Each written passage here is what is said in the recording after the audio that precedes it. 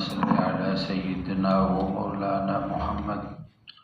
وعلى آل سيدنا ومولانا محمد وبارك وسلم نحمده ونصلي على رسوله الكريم أما بعد فأعوذ بالله من الشيطان الرجيم بسم الله الرحمن الرحيم وجاءوا أباهم عشاء يبكون قالوا يا أبانا إنا ذهبنا نستبق وتركنا يوسف عند متاعنا فأكله الذئب وما أنت بمؤمن لنا ولو كنا صادقين وجاءوا على قميصه بدم كذب قال بل سولت لكم أنفسكم أمرا فصبر جميل والله المستعان على ما تصفون وجاءت سيارة فأرسلوا والدهم فأدلى دلوه قال يا بشرى هذا غلام وأسروه بضاعة والله عليم بما يعملون وشروه بثمن بخس دراهم معدودة وكانوا فيه من الزاهدين۔ آئے حضرت یوسف کے بھائی اپنے ابا کے پاس رات کو روتے ہوئے کہنے لگے ابا جان ہم چلے گئے دوڑ لگا رہے تھے اور ہم نے چھوڑا یوسف کو اپنے سامان کے پاس، پس کھا گیا بھیڑیا۔ آپ نہیں یقین کریں گے ہم پر اگرچہ ہم سچے ہوں، اور لائے آپ کی قمیض جھوٹے خون کے ساتھ۔ آپ نے فرمایا کہ بلکہ تمہارے جی نے یہ بات بنا لی ہے، پس صبر ہی بہتر ہے۔ اللہ سے مدد چاہتا ہوں جو کچھ تم بیان کرتے ہو۔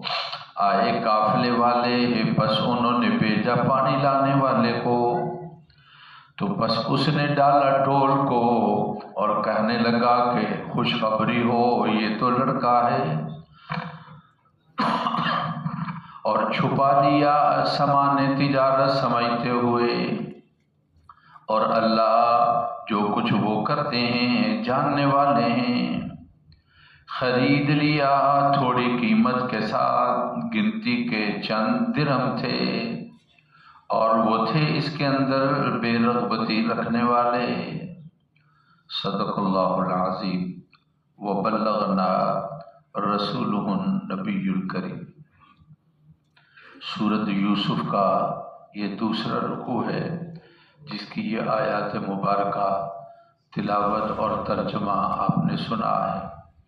حضرت یوسف علیہ الصلاۃ والتسلیمات کا واقعہ ہے کہ آپ کے جو بھائی تھے ابا سے انہوں نے اجازت لی کہ ہمارا بھائی اس کو ہمارے ساتھ بھیجو، ہم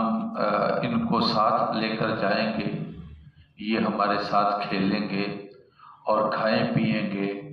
اور آپ ہم پر اعتماد کریں۔ اللہ تبارک و تعالی نے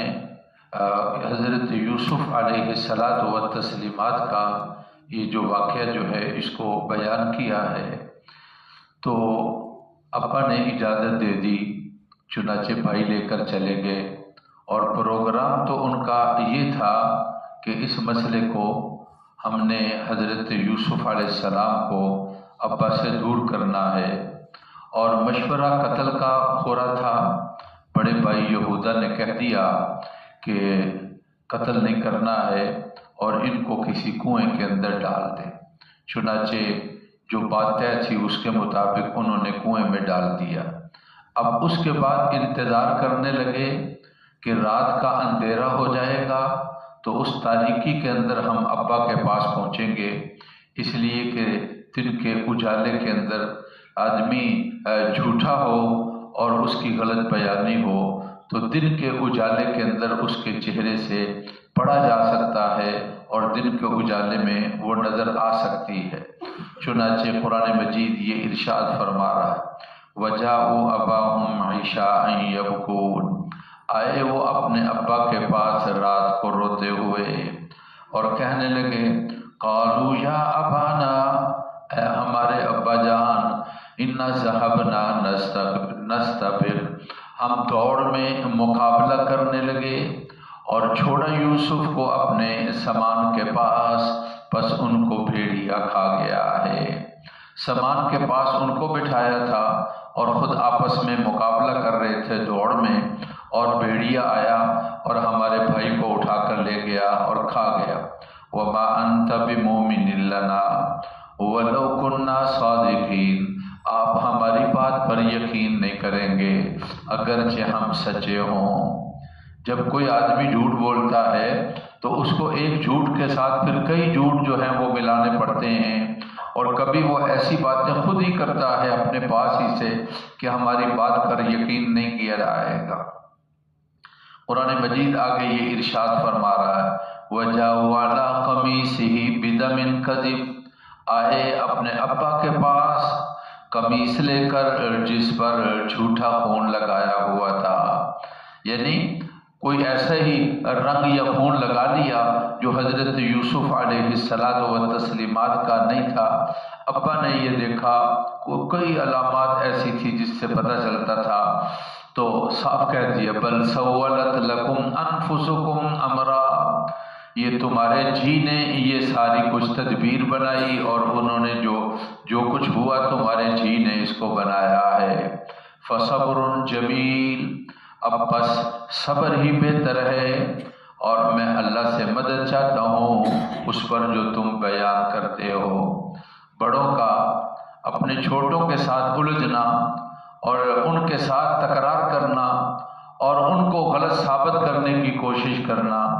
بعض مواقع کے اندر پردہ رکھنا ہی بہتر ہے کہ جب وہ بغاوت کے اوپر تلے ہوئے ہوں